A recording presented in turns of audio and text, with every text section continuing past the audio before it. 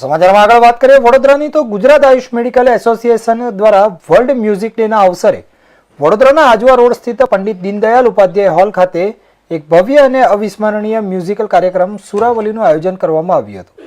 વડોદરાના 550થી વધુ અને મધ્ય ગુજરાતના 900થી વધુ આયુષ ડોક્ટરોના સંગઠન ગામાના સભ્યો અને તેમના પરિવારો માટે યોજાયેલી આ સાંજે વર્લ્ડ મ્યુઝિક ડેને ખરા અર્થમાં એક ઉત્સવ બનાવી દીધો હતો.